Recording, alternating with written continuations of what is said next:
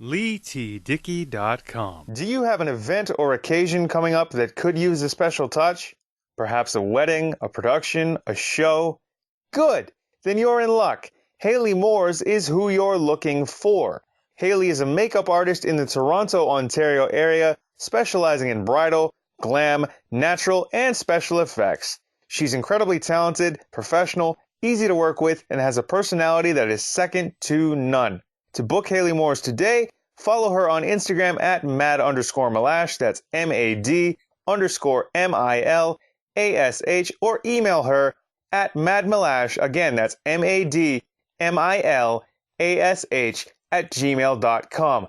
Book Hayley Moores today, you'll be glad you did. LEIGHTDICKEY.com. LEIGHTDICKEY.com.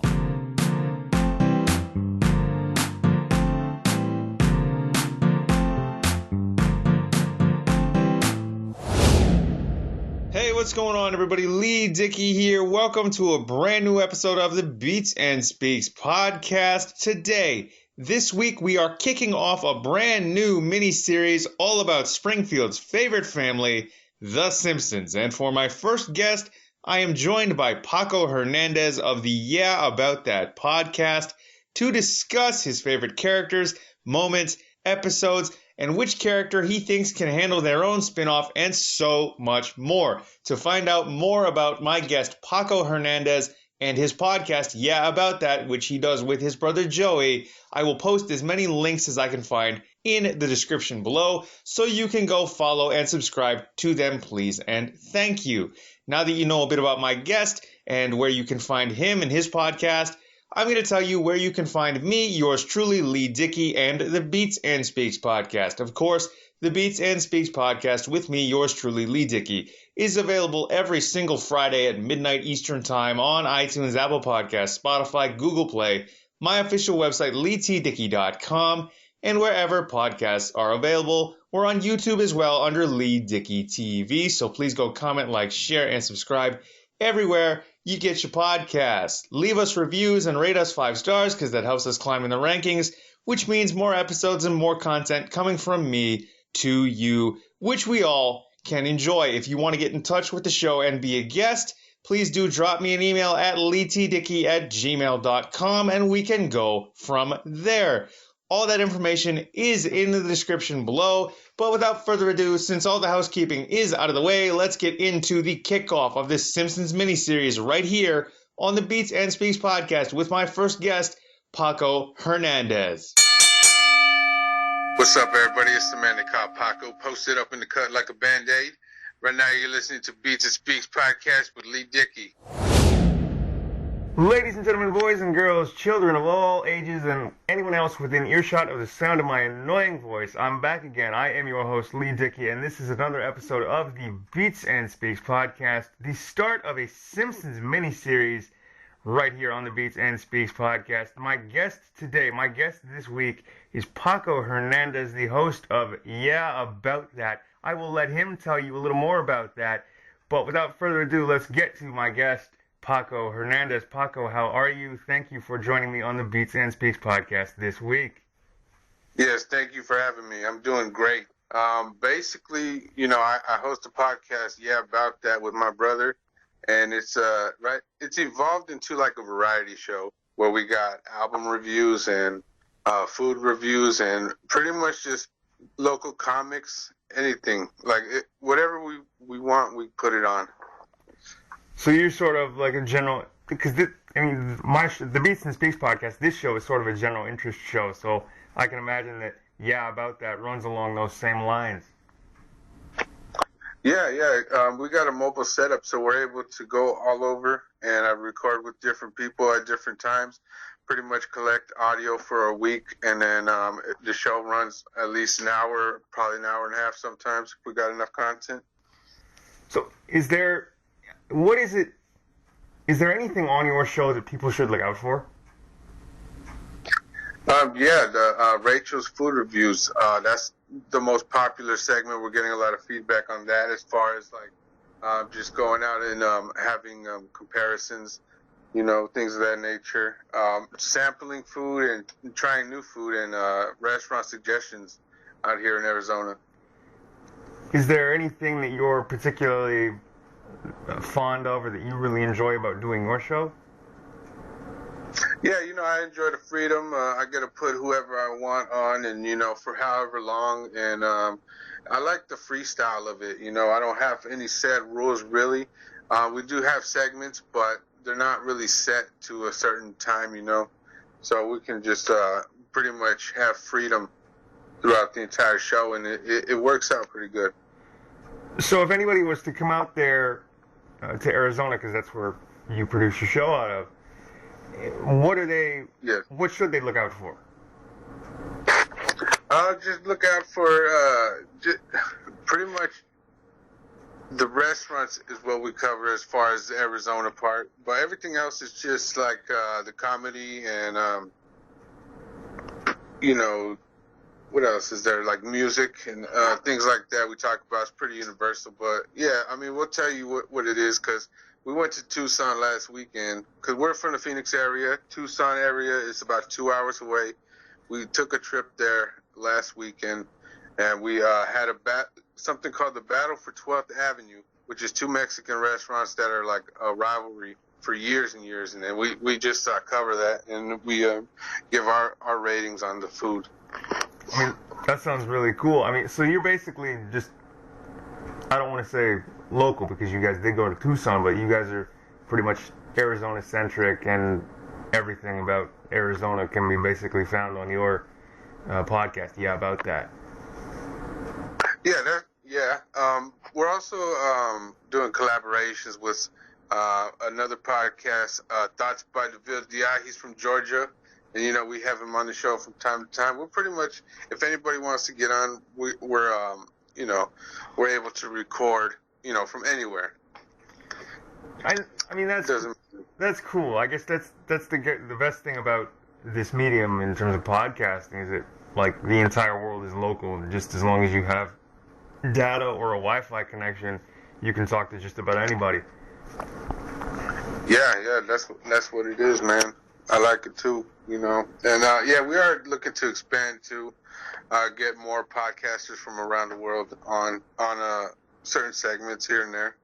I mean, I'm looking forward to it. So where can they go to find your show? I'm assuming you're on all the majors, and do you have an official website at all? Yeah. It's nopleasedon'tpodcast.com. You can go there. You can find my podcast, Yeah About That, and you can find a lot of my friends' podcasts on there. 2.5 Amigos is on there, and Local Trash is on there. Also El Chivo. Those are some of the podcasts that are on there, and it's a good site it's centralized. Cool. So everybody be on the lookout for that. But why don't we get into the real salt and pepper, into the real main event as to why you are all here and listening. Let's talk the first family of Springfield. Let's talk The Simpsons. I mean, I wanted to start this Simpsons miniseries because The Simpsons is one of my favorite shows, and I'm sure that within the 30 years that it's been on the air, I think they're in season 31 now, I can't be the only fan because I can't sustain a show for 30 some odd years. I mean, like, one person can't sustain a television program for 30 plus years. So they've got millions of fans all over the world, and Paco is just one of them. So what is it about The Simpsons that really drew you in? What is it that really appeals to you about the first family of Springfield? Just the relatability as far as, having a father and, a mother, and just the way that Homer sometimes, he's like real, stubborn on certain issues. And I can relate with that with my father. He's real stubborn on certain issues. And it's kind of comical and how it kind of backfires sometimes, because I see that play out. I think that's what it is that really drew me to it. Also the sibling rivalry. I got two brothers, so that's something I can also relate to. And it's just so funny how, things can, how you can relate to something so basic as far as like the family element. And it's also just funny, just the way they play out.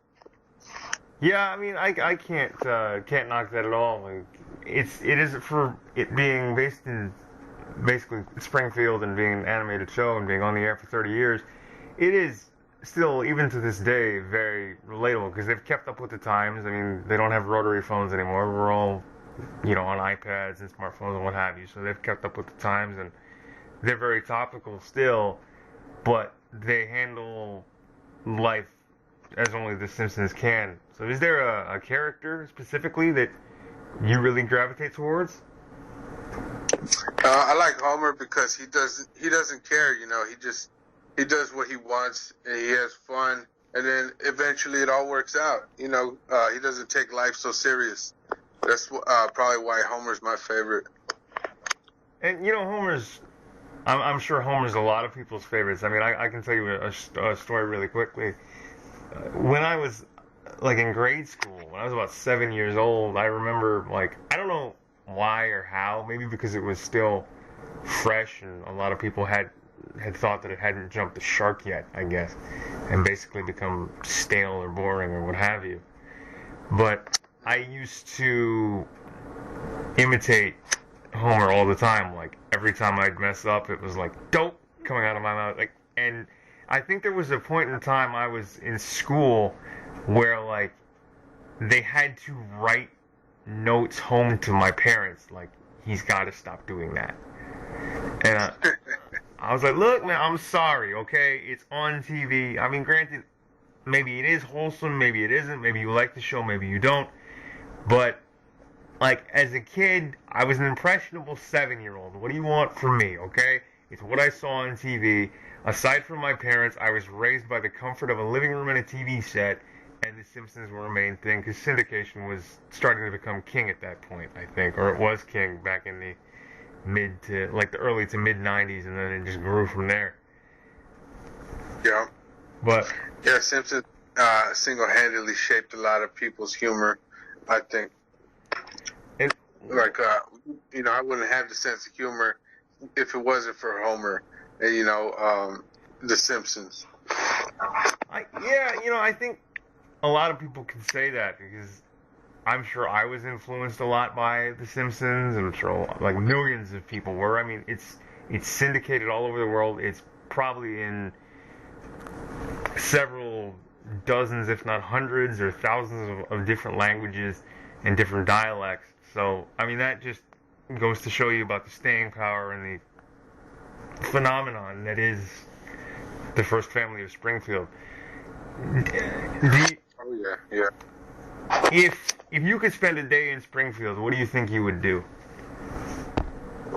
Well, I would, I don't know, really.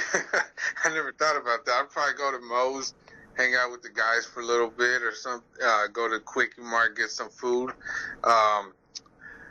Go to, what else do they have? I'm not sure. I never really thought about that because, you see them go through the whole city and then it's just they only show certain parts when it caters to a certain episode. And, maybe Bolorama, something. I know for me personally, I would go to the Bolorama because I enjoy bowling every now and again. Hell, I'll watch it on TV. But, that's something I would do. Going to the Bolorama, you wouldn't go to Lardland Donuts or Krusty Burger or anything? Oh yeah, of course. Krusty Burger, I'd get a Krusty Burger. Donuts. I don't know. It's almost like I'm drawing a blank. I can't picture it. But you know what? I visit the nuclear power plant also just to see how unsafe it is. You get to see Lenny, Carl, Burns, Smithers. That would be that would be fun for me specifically. Just to see how sort of Mr. Burns' mind works. What he goes through in a day. It's just kind of because he comes across as this evil, narcissistic jerk, but there has to be a method to the madness, in my opinion. So, for me to get to see what a day in the life of C. Montgomery Burns would be, then I think that would be fun. Or even tour the the TV station in Springfield, because I do come from a radio and television background, so like that would be fun for me, getting to sort of see life from the eyes of like Krusty the Clown or Bumblebee Man or Kent Brockman or even Arnie Pie, the weather reporter. So that would be fun for me. Yeah. I remember I just seen a episode recently revisited where Marge was trying to find the beauty in Mr. Burns and she could not. Mm-hmm. You remember that where she was like, "There's good in everybody, there's beautiful in everybody," but then she tried to paint him and then she come up with nothing. You know what I mean? Because she's seen how evil he was. I think that was the one of the episodes where she was painting him in the nude and like you just saw a whole bunch of liver spots and it was just like I have tried and I just can't. Like there is something about you that I just can't. I can't find the beauty in you. And to be fair, I'm sure a lot of people think the same thing about Monty Burns. I mean, do you remember the episode where Marge gets a job at the nuclear power plant and Burns basically comes onto her? Oh, yeah. Yeah, and then you also remember when he lost it all and then, he was like real humble guy at the beginning until he got his little fishing thing. What is that? Little Lisa's crude something? The Little Lisa's recycling plant? Yeah, and then he used it just to catch a bunch of fish because he saw the rings, the plastic rings.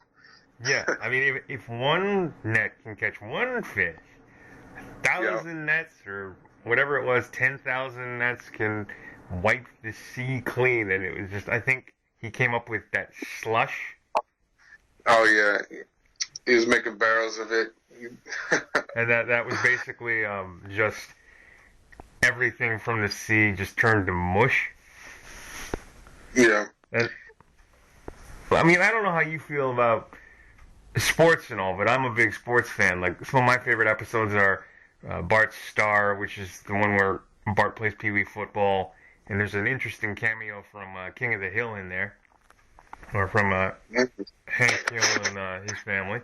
There's I can't remember the name of this episode, but it's the episode where Homer becomes a boxer, and fighting Dredrick Tatum or whatever. Yeah, I always like that one where at the end of the episode, Mo just flies in and is just like, "Are you? Oh yeah.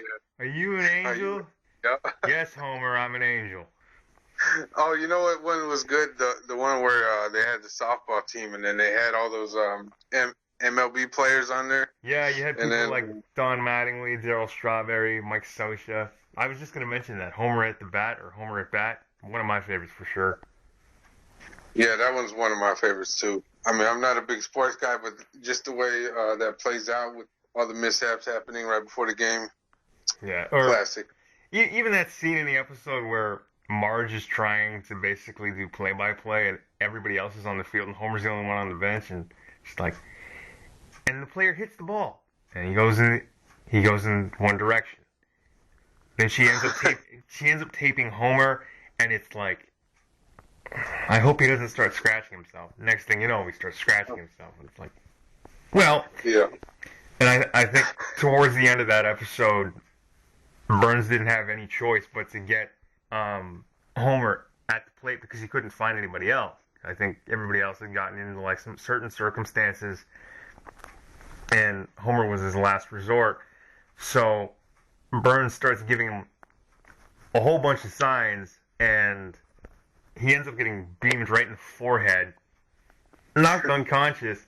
Yet they win the game because you get hit by a pitch, you take the base, and if the bases are loaded, then that walks in a run, obviously, right? Yeah. That was classic, man. You know, my favorite part was, I think it was Darryl Strawberry. He was, like, signing up for the team, and then Homer's like, I forgot what he said. He's like, are you better than me or something? And then he goes, well, I never met you, but yes. Yes, it's just, you're Darryl Strawberry. Yes. You play right field. Yes. I play right field too. So, are you better than me? Well, I don't know you, but yes. That's the one.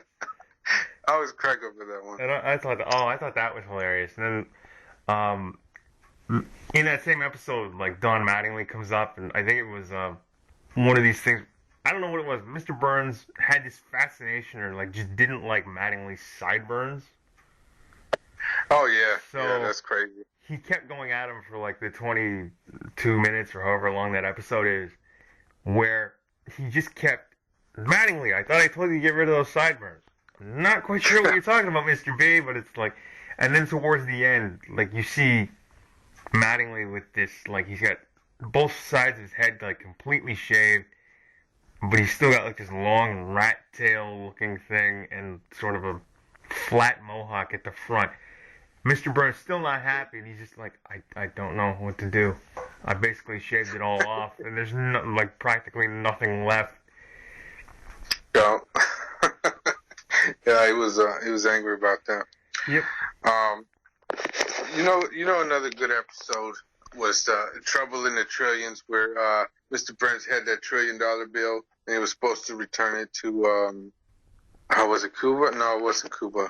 Well, they ended up going to Cuba, I think, in that episode. Yeah, and they see Fidel Castro. He's all, may I see it? And he's like, oh no. And then Homer's like, Mr. Burns, I think we can trust the president of Cuba. And then he gives it to him. He's all, okay, now give it back. He's all, give what? Give what back? Yeah. I remember when they were flying in Burns' plane, where it was like, we're over international waters. Woo, we can gamble. And it's just like, okay, great. I call president, vice president, and then like you see Smithers over, like he's probably closest to the window, and it's like, what now? Like, what else is there? Runt? Yeah. When they first take off, run away from the FBI, he uses the carpet, and then he makes waves with the carpet, and then the FBI guys, get knocked unconscious from running into the wall or whatever, and then he puts one of the dude's hands on the other dude's butt. But yeah, I can just imagine if that guy came to it, it was like, how'd that get there? Oh. Yeah, Homer makes it a point to go back and then do that right before they take off. So let me ask you this. Like, I know that with the later seasons of the show, there was this thing where they wrote Apu out of the show. Oh yes. So, like, how do you feel about that? I think it's just nonsense. I don't understand why they would do that. It's not like he was a bad stereotype. I mean, but either way, there's still other stereotypes on there. So I'm not sure why they would make a fuss about it. That's just for my part. I'm not sure. Yeah, I think the same thing. Like, I talked to someone else about this a few months ago, and in my opinion, okay, fine, you wrote Apu out of the show. It's your prerogative. It's your show. You do what you want. But you're a paid writer. You get paid to write scripts and dialogue for these characters. You can write smarter dialogue and still make it funny. Yeah. So, in my opinion, like, they could have kept him in the show, because you're not only writing out Apu, you're writing out Apu, you're writing out his wife Majula, you're writing out his brother, you're writing out his children, and pretty much anything that comes along with the Quickie Mart. Yeah. So, I mean, like, to take away, say, and yeah, I'm okay, so I'm going to call Apu like a cornerstone of the show, because he was there from day one. But to basically take that away, like, you're taking away like a vital part of the Simpsons universe in Springfield itself. Yeah, because he had a lot of adventures too, with Homer, and just even his standalone adventures. They're instrumental to the Simpsons universe. Yeah, well, I mean, I remember that's the episode where he does finally get married to Majula, but preceding up to that, he's basically a swinging bachelor. Yeah. Right? Because I think the Springfield was having this bachelor auction where they were trying to raise money for a new fire truck for the fire department.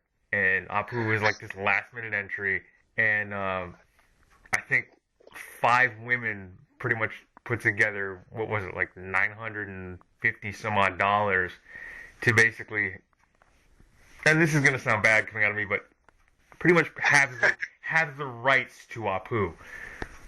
Yeah. Right? Like, have the rights to basically do as they will.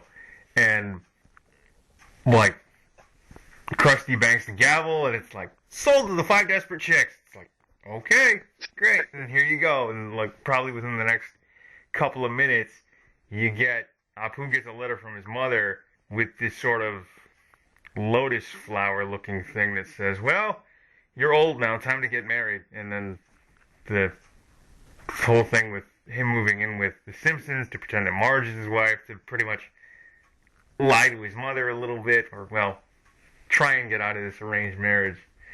But doesn't quite work, and yet Apu and Manjula end up getting married at the end of the episode, and for all intents and purposes, have a happy marriage, aside from, like, having 8 children at once. Yeah.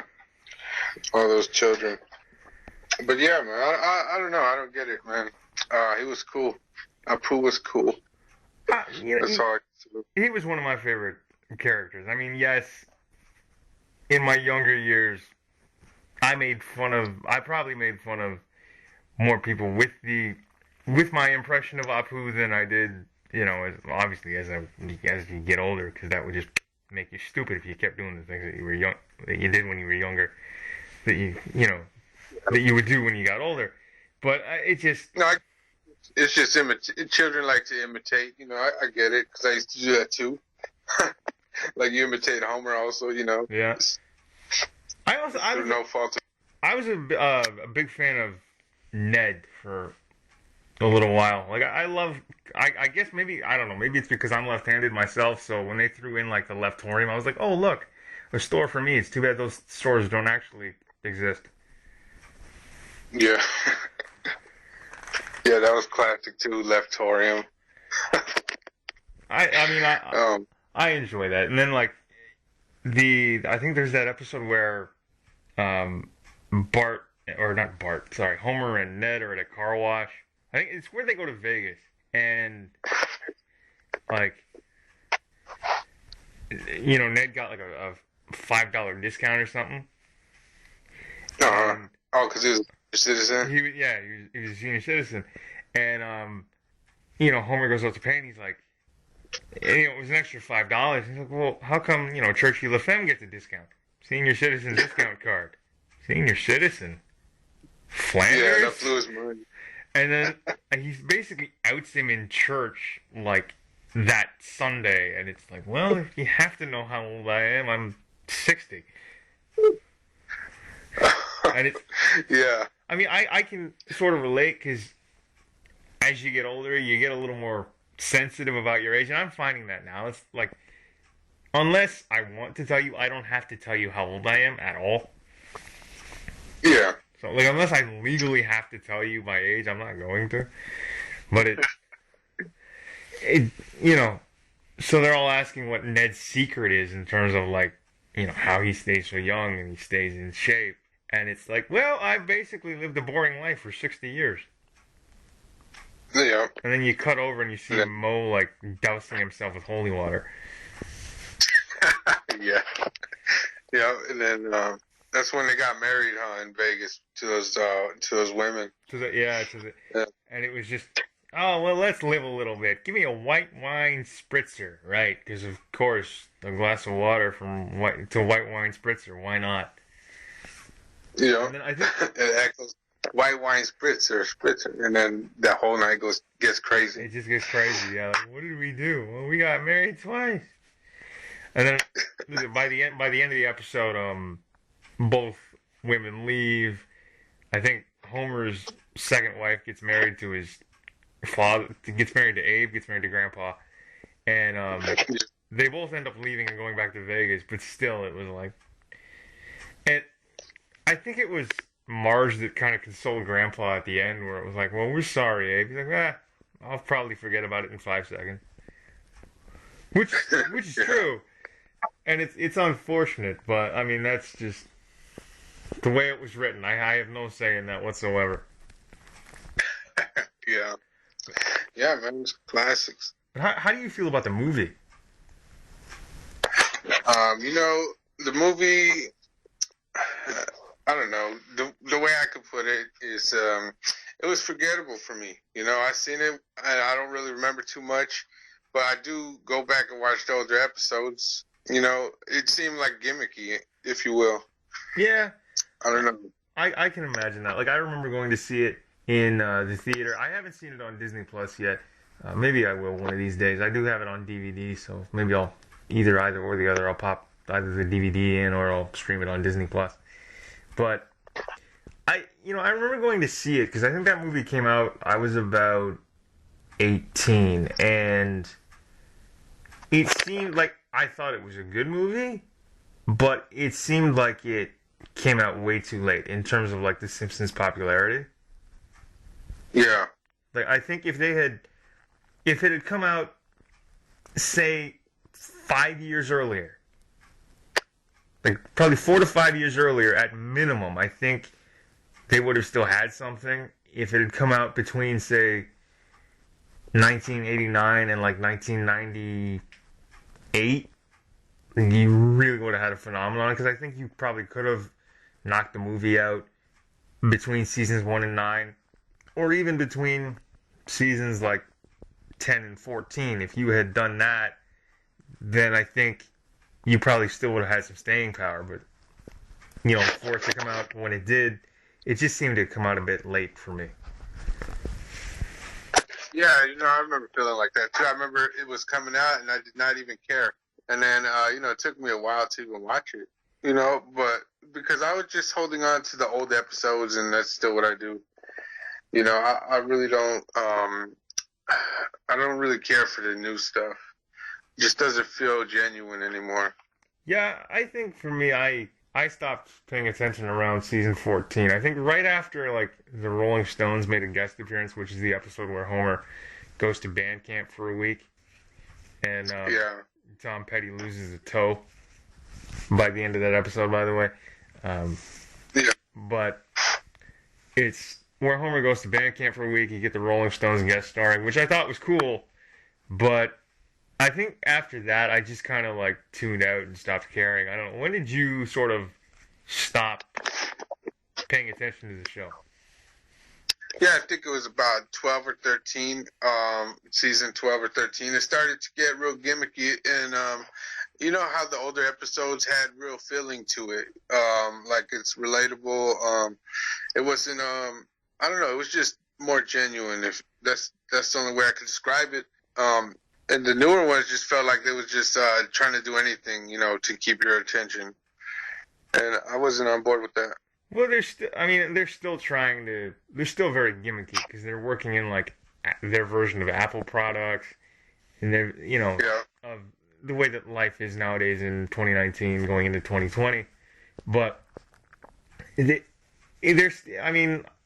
sure that the Simpsons nowadays, and this isn't a shot towards Matt Groening or anybody at Fox, so please do me a favor and keep your blue-haired lawyers at bay. Please don't send Lionel Hutz to my door, by the way. But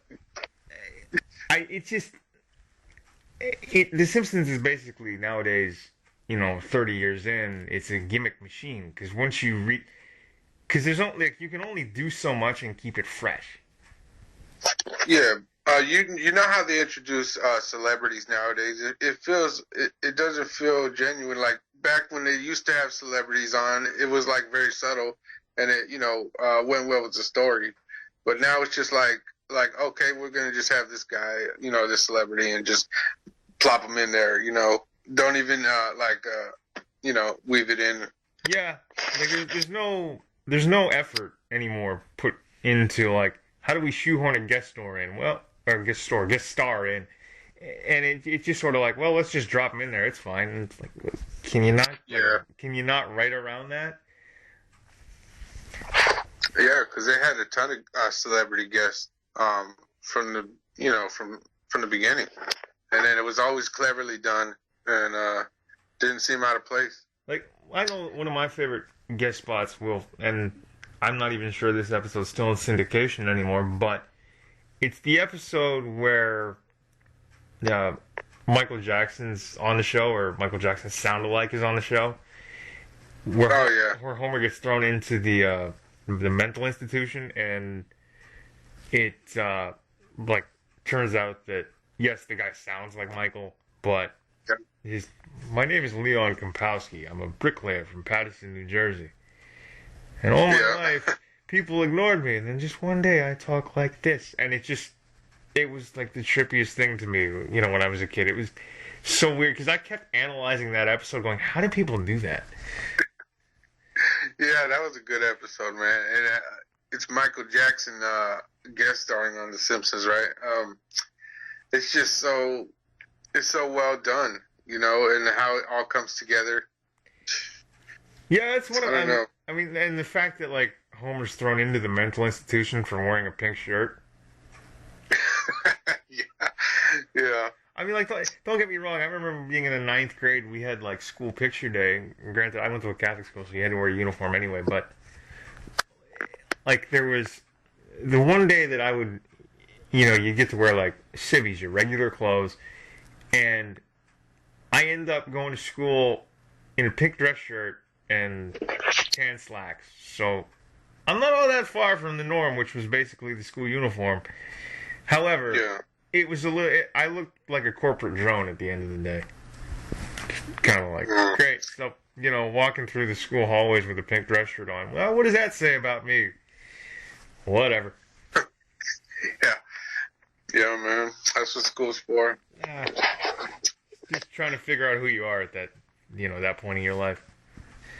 But absolutely. Is there, I mean, as we wrap up here, is there anybody that you think, like, last couple questions, is there any character that you think from Springfield at all that could handle a spinoff on their own?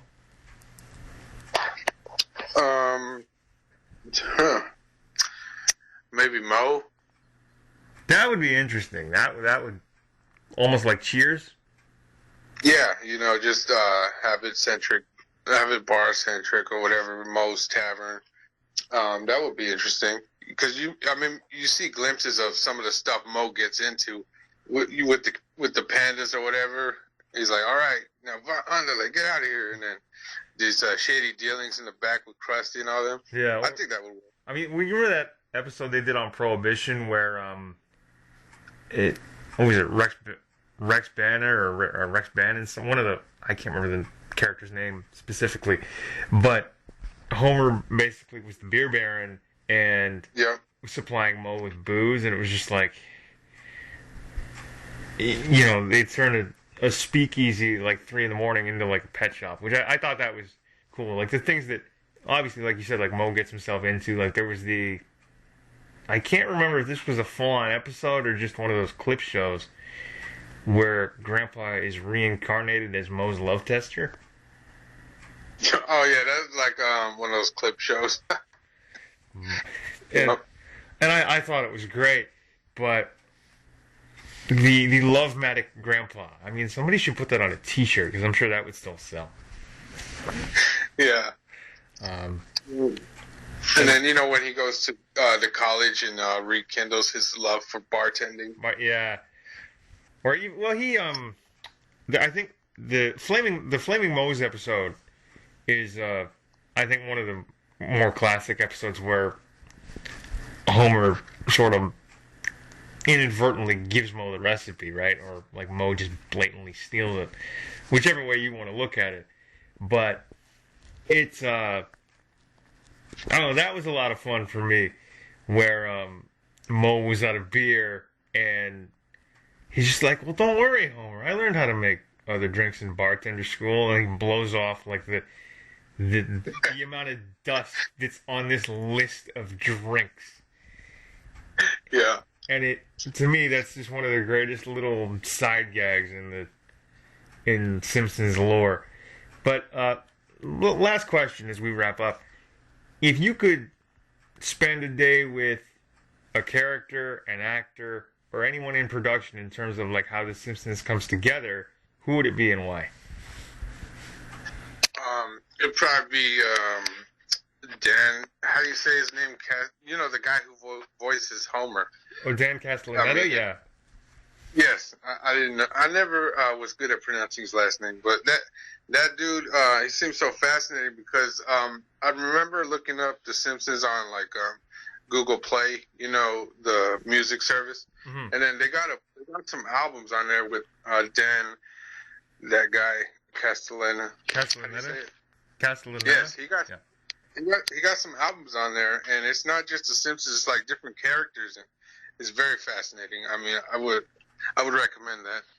Yeah, I mean, if you guys ever want to hear the Simpsons characters like singing in their own voices, then I would definitely check out a couple of because I had a couple of their CDs as a kid. I think I've still got them both. One I think is called The Simpsons Sing the Blues, which I think was released in about 1990. And the other one, at least one of the other ones that I have is Songs in the Key of Springfield, which is basically a compilation disc. But if you guys ever want to hear these guys sing, then I pick up like any of the sort of cover records or albums that they do put out, because these guys are ridiculously talented. Like you got Nancy Cartwright, Dan Castellaneta, Hank Azaria, Harry Shearer. Yeah, because what it was, I stumbled upon an album that had them, but it was like sketch comedy and like different characters, you know. And then they at the very end they had the Simpsons, but it was like it was seeing them in a new light almost. It was very interesting. I can't remember the name of it, but I mean, it was good. Yeah, it's always fun when you get to see something that you're such a fan of in such a different light. Like I know that one of my favorite episodes from like when you're starting to get into the later seasons is Behind the Laughter, which is basically a spoof of Behind the Music. Oh yeah. And like to me that's still, I mean, granted it's a Simpsons episode done in the Behind the Music style, but it's sort of like behind the scenes and how this came together, or like it's spoof, yes, but still like anything that's sort of behind the scenes to me, whether it's a spoof or not, is still pretty cool. And it has two of the vehicles that I love personally. I love The Simpsons, and I'm a big fan of Behind the Music or any sort of like behind the scenes sort of documentary type stuff. So that was cool to me. But Paco, I want to thank you for coming on the Beats and Speaks podcast this week to talk to me about The Simpsons and why you love it so much. And of course, you guys can find his podcast, Yeah About That, on your favorite podcast app and player of choice. Remember to comment, like, share, and subscribe to his show. Leave those 5-star ratings, and as well, do that with this show, the Beats and Speaks podcast as well. But Paco, I want to thank you once again, and if you ever want to come on and do another episode, please do just reach out. My inbox is always on, and my door is always open, and there will always be a spot for you here. But this wraps up another episode of the Beats and Speaks podcast. I have been your host, LEIGHTDICKEY, and we will see you all next week. Paco, thanks again, and we will catch you down the road, my friend. Yes, thank you so much. Well, there it is. There you have it. There you go. My interview with Paco Hernandez here in the kickoff to the Simpsons miniseries right here on the Beats and Speaks podcast. Paco, I want to thank you once again for reaching out and wanting to come on the show to talk about Springfield's favorite family, your favorite moments, episodes, and characters from The Simpsons. It was a real pleasure to go back and forth with you, a real pleasure to have you on the show. And if you ever want to come back and go another round and do another episode, my inbox is always on and my door is always open. Or is that the other way around? Either way, there's always going to be a spot available for you here. Same thing goes for your brother Joey. So if either of you want to come back, or if your brother wants to do a solo episode himself, you're always welcome here. There's always a spot available to follow my guest Paco Hernandez and his podcast, Yeah About That. Links are in the description, so you can go subscribe and follow them there. But thank you all once again for tuning in to another episode of the Beats and Speaks podcast. Of course, I have been your host, LEIGHTDICKEY, and remember that new episodes of the Beats and Speaks podcast go live every single Friday at midnight Eastern Time on my official website, LEIGHTDICKEY.com, iTunes, Apple Podcasts, Spotify, Google Play, YouTube under LEIGHTDICKEY TV, and wherever podcasts are available. If you want to get in touch or become a guest on a future episode of the Beats and Speaks podcast, please do email me at LEIGHTDICKEY@gmail.com. Of course, All those links are in the description. Please do comment, like, share, subscribe, and rate us 5 stars and leave reviews on your favorite podcast apps and players of choice. But that wraps up another episode of the Beats and Speaks podcast. I have been your host, Leigh Dickey, and we will see you all and talk to you all next Friday at midnight Eastern Time for a brand new episode of the Beats and Speaks podcast. All right, I'm Leigh Dickey, and I'm signing off. Peace.